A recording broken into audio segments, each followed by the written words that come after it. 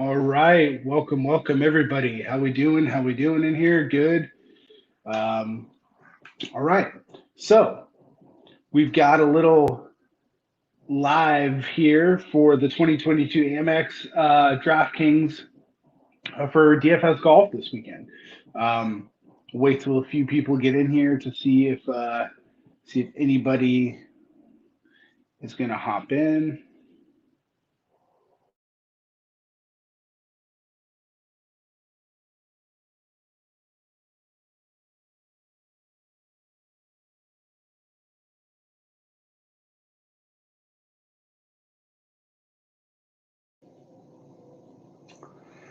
Sweet. So let's get going. So as we take a look at at the ownership and everything like that, we're going to do a little bit of that. We're going to kind of run through the field. This is a little bit different of a tournament. This is a three-course rotation. So basically, the way it's going to work is a lot of the same way that the Pebble Beach Pro Am works, right? So you're going to get 3 rounds. Each golfer is going to get to play 3 rounds, and then from there, the cut will actually be on Saturday. So a lot of people don't think that it's important to hit or miss the cut, but I mean, these are really easy courses that these guys are playing. So you're really, really, really going to need to get your guys through the cut. It's not going to matter as much, but that last day of scoring is going to be huge, right? So even if you get, you know, 5 to 6 through, you get a chance to cash. But I mean, it's going to be really important. A little bit different of a field this week. It's kind of lopsided a little bit. So, we've got John Rahm and Patrick Cantlay playing, which, kind of scares a lot of people away. Um, we'll see. Some stats you need to know. 6 of the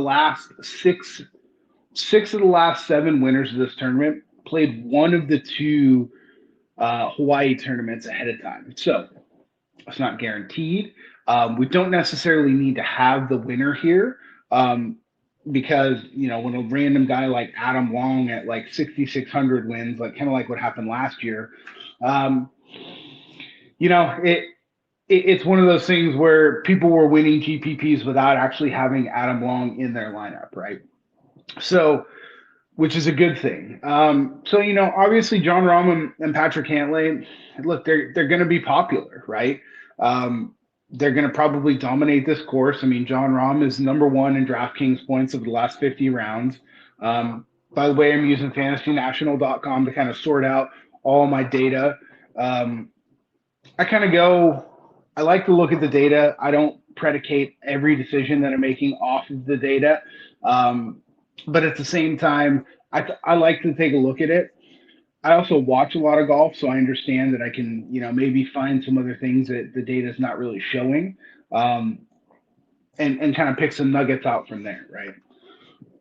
So, if we're looking at Rom, I mean, I don't really know if we need to talk a whole lot, but one guy that I do want to talk about is Sung Jae Im. Did not make the cut last week. Couldn't putt to save his life. Um, Sung Jae's a fantastic player, but look, at 9,900, nobody is going to play Sung Jae this week. Everybody's going to be off of him. Him and Abraham Answer were fairly popular plays last week, and they both missed the cut. So it's like one of those things where I'm just going to go right back to them. I both like what they're doing. Sung Jae makes a lot of birdies, right? So in the event that something happens and he doesn't make the cut this week, he's going to get 3 guaranteed rounds on 3 fairly easy courses, and he should just be able to tear them up. We're seeing a lot of guys for the first time. Matthew Wolff is this going to be his first tournament this year at 9,300. Another guy I really like this week is Will Zalatoris at 9,100.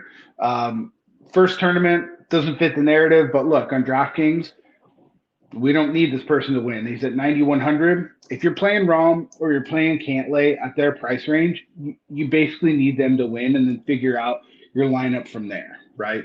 So, I really like Willie Z. Think his game fits really well here. One guy that we're seeing for the first time, he chose to not make the trip over to Hawaii is Patrick Reed.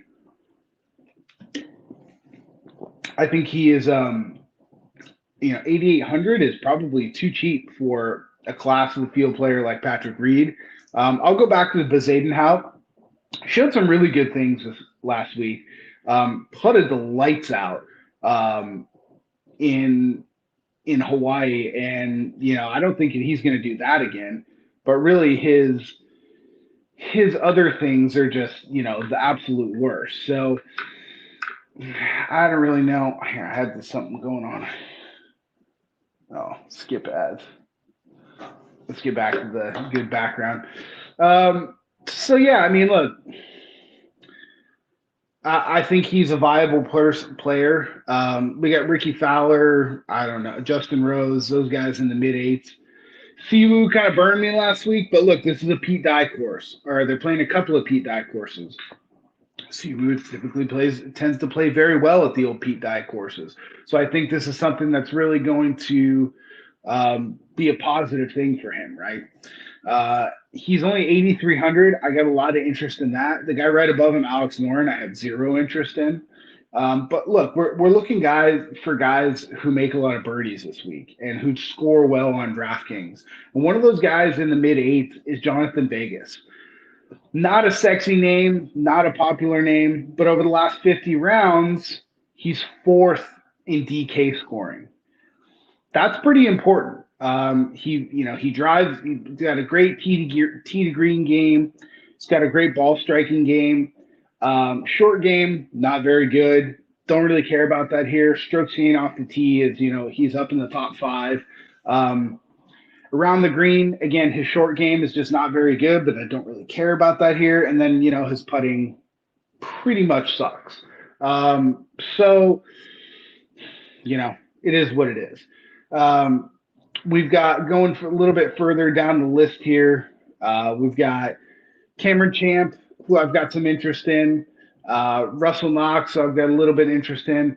I have a lot of interest in Gary Woodland at 7,700. This is a guy that was dealing with some injury stuff last year, and just quite frankly, he just didn't have the best year, right?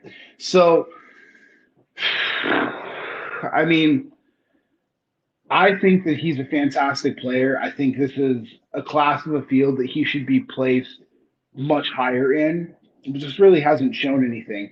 In the swing season, started to turn things around a little bit. And at 7,700, he really fits it really nicely into your lineup. Another guy that, I just kind of play, hold my nose and play. We got the old Gim Reaper down here, 7,500. I think that's too much for Gim this week, so I'll probably be passing on him. Phil's here this week. Always going to be a popular play. Really easy for me to just fade him. Jason Day. If he is going to be healthy and he's going to be playing okay, then, I mean, look, Jason Day at 7,300 could be a massive steal. I really like that price. Andrew Landry is another one down here. I'll pass. We start to get down here. There's a guy that if you really want to go top heavy, there's a couple of guys down here. I think Zach Johnson's a viable play at 6,900. Nice. He played okay last week. Didn't do anything spectacular. The one guy I'm looking for, I like Sepp Straka. He showed a little bit. Grayson Sigg actually had a pretty good tournament last week at 6,700, showing a little bit of form. He's a guy that absolutely is one of those guys that the numbers and in the modeling for him, he looks fucking horrible.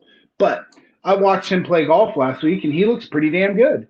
And these are pretty easy courses. So he's some guy that I'm going to be very interested in, and I don't know why I can't find.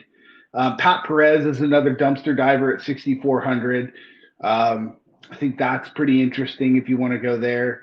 Let's see here. I want to search for Francesco Molinari. He is a guy that did not play last week, but this is a guy that's won multiple majors. Last year, excelled on the whole West Coast swing. 3 top 10s, 2 top 5s, 159th. But, out of the four or five events, I mean, at $7,000, He now lives in LA, so he lives kind of close to the area. This is in La Quinta, out in Palm Springs. But I really, really, really like Molinari this week. I don't know how pricey or how owned he's going to be, but he's somebody that I have a lot of interest in. So what I'm going to do now is I'm gonna go to generate some lineups to see kind of the breakdown of pricing and breakdown of kind of where everybody's at per fantasy national. Okay, so for the guys that I've starred here, we've got some interesting things coming up. It looks like, Sung J M that in answer, I thought that were going to be too lower owned, per fantasy national. They're looking probably like they're going to be around 17, 16% owned. Zalatoris is going to be under 10%. Patrick Reed is going to be in the like 5 to 6% range. Cameron Champ, who's somebody I like here a lot just because of his length, 2.2%. Woodland under 10%, Jason Day, Francesco Molinari 4%, and then some of the deep divers in the 6,000s, Pat Perez and everything like that. They're going to be pretty cheap, but I like using like a Finau and M and Zalatoris and kind of building around that. You can do some nice lineups like that. Even if you start your builds with Answer, you can do three guys like in the high nines, mid eights, and really it could be a pretty nice advantage in there. I've got a nice lineup here that has Answer, Zalatoris, Reed, Siwoo Kim, Jason Day, which is, you can put him in for whoever you like, and Francesco Molinari. That's not a bad lineup. It leaves you $200 on the table to differentiate yourself a little bit. But in a large GPP, you're going to have to take some stabs. And this is a little bit weird of a tournament too, right? So we're really just going to have to try some new things out. Sometimes the lineups that you build the most uncomfortable seem to do the absolute best, right? It's just one of those really weird things that it just kind of happens. You're like, oh man, like this feels just dirty building this lineup. But it ends up being fantastic, right? So yeah, I mean, it really looks like, I kind of like the way that we're going here. I don't know if, I'll necessarily be full fading John Rahm and Patrick Cantlay. I think I would prefer probably Cantlay, but I mean, there's a very high likelihood that if Rahm, we saw him almost win the Tournament of Champions. He skipped the Sony to come back over here. He hasn't played a ton of golf, and a lot of people didn't play him at the TOC for that reason. I did, just because he's John Rahm, and look what he did. So very, very, very scary to be able to fade John Rahm. But look, it's one of those things where you're probably going to have to take a look at doing it just because of how highly owned that he's going to be. I mean, it's going to be something it's going to be uneasy. But if you're playing a larger field GPP, I definitely think it's something that you have to take a look at, right? Because the projected ownership on him and Cantlay is somewhere in the 20s.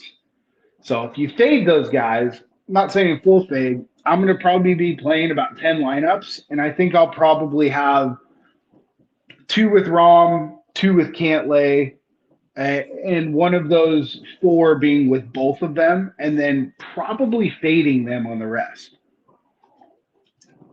I don't think it's something that I would necessarily, recommend, but that's going to be my specific risk exposure this week. And that's kind of it. I'll run over the guys that I like again here real quick. So again, my favorite plays of the week so far is going to be Sung J M.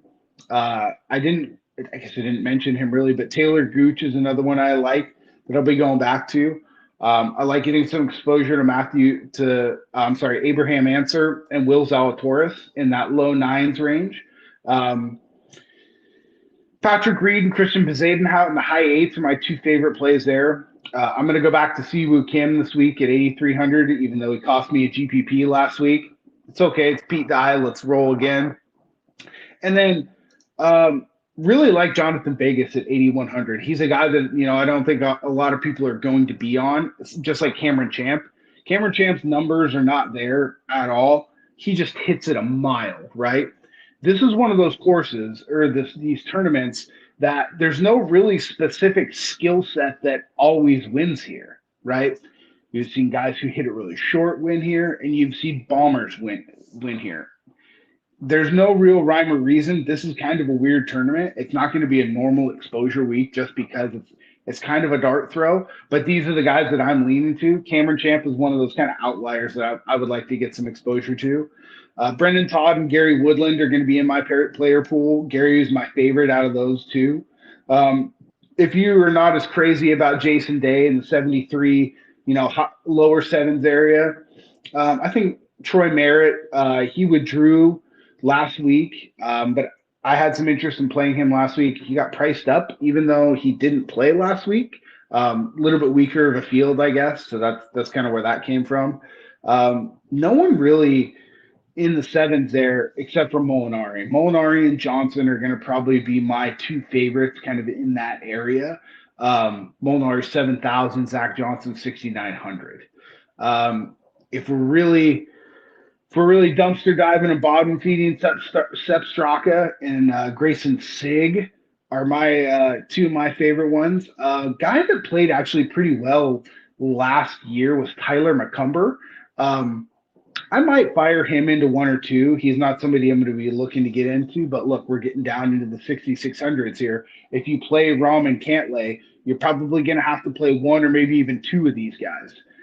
Pat Perez withdrew last week. I believe he is unvaccinated, and I don't think he wanted to deal with the quarantine that he was going to have to do in Hawaii. I don't think he went over early enough. But at 6,400, who for a guy that doesn't live very far away, he just lives in Arizona. I think it's a good thing. We saw some really, really good stuff from Kevin Chappell last week. Now, second round, he didn't quite have it there. But Chappell, I mean, he's still coming back off that injury. I really think that he's worth a stab if you want to play some real big GPPs and try and get different. They're guaranteed to get 3 rounds, and I think that he can make the cut. Honestly, that's about it from down at the very bottom there. I think that Kevin Chappell is probably going to be my lowest exposure person. But yeah, I mean, that's where we're at this week. Good luck. Tee off tomorrow, so get your lineups built. Didn't quite have time to do a full article, and didn't really want to be honest with you, for this one, just because it's 3 courses and it's kind of weird.